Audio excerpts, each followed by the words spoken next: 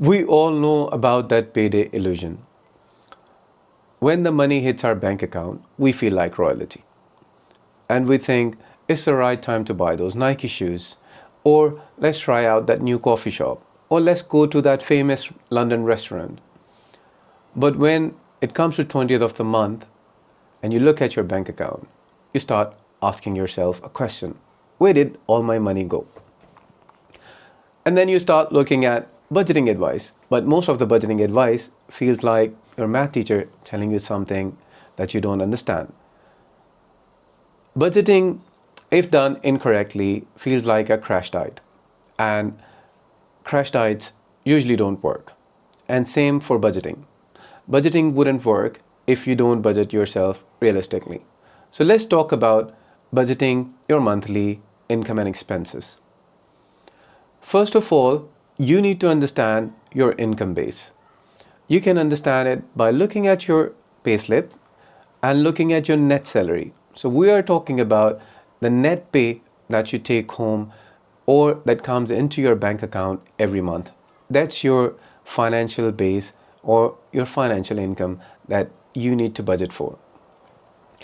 If you're a freelancer, this would change.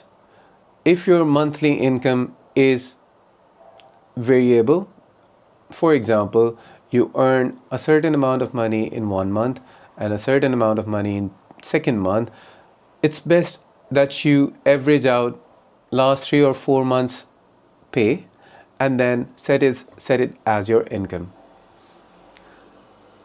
So once you understand your income, then you can start laying out some expenses. It's best that you maintain an Excel workbook or a notebook, or you can easily install free apps in your mobile to record your day-to-day expenses. Let's talk about the biggest monthly expenses first, which are called fixed expenses. Fixed expenses could be your rent, could be your mortgage. So this would be the biggest chunk of your monthly expenses if you're living abroad.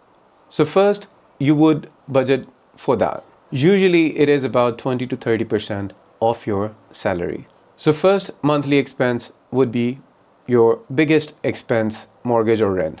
The second expense would then be anything associated with your mortgage, such as your life insurance, your content insurance, or your home insurance. So these kind of fixed insurance expenses that would also be taken out on the same day when your mortgage payment would go out. Then we come to taxes, which are council taxes mainly if you're living in UK. You know the fixed monthly amount that you're going to pay, so you can easily budget for that. So that would be your third expense after deducting for your mortgage and associated expenses such as life insurance and other expenses.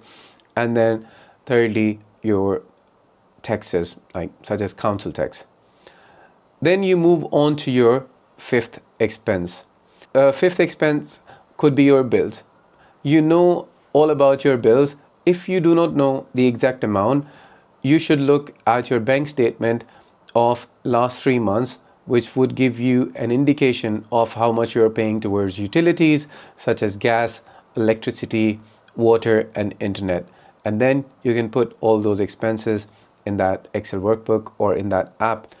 Then you would move to your next expenses, other fixed expenses, which you can identify from your bank statement, which are going as a monthly direct debit or as a big payment, recurring payment every month, such as your car expense.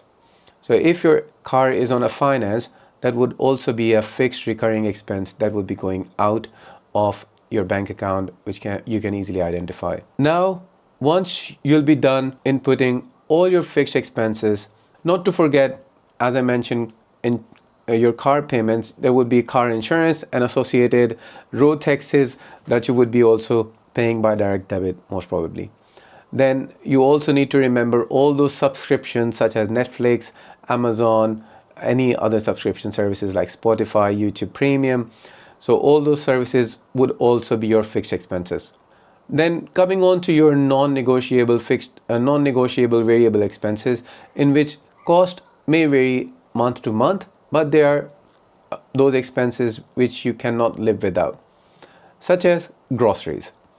Groceries, although this expense is a controllable expense, and sometimes what people do is say, okay, I'm going to spend 200 pounds this month on groceries, but they forget to look at their bank statement of last 3 months where they've been spending approximately 400 to 500 pounds worth of groceries. So therefore it's very, very important that you take these numbers from the factual data that is in your bank statement, and do not put 200 instead of 400. You could be conservative, but be realistic in when you're setting up your budget. Otherwise, you would fail. After you've deducted these non-negotiable variable expenses, then you can move on to other variable expenses. If you don't have any other variable expenses, you should think about other variable expenses, such as you're going out with friends, how often you're going to go out with friends this month. So you can budget for that. Then whatever money is left with you, now you need to assign that every pound a job. Because if you don't do that, there are going to be those employees who are not working and they're just going to wander around. So assign simple tasks to those leftover income after deducting your fixed expenses, your non-negotiable variable expenses, and your controllable variable expenses. And the number that you're left with is your magic number. So put some of that in future you. So future you is your investments, is your retirement savings, your ISAs. So put some money toward those. Then your current you. So whatever you're left with, you can use for your shopping, you can use for the thing that you've been waiting for or you wanted to buy. You can put aside some money for to buy that particular thing. And then you need to make sure that your total income minus your total expenses, including these investments and other savings, comes to zero. So if you know at the start of the month that your total income is going to be utilized, like every pound is allocated to a particular category, and once you've set it up correctly, then you wouldn't have any money left towards the end of the month but that doesn't mean that you'll be out of money, but that means your every pound is doing a job and going into a particular category. Don't make too many categories.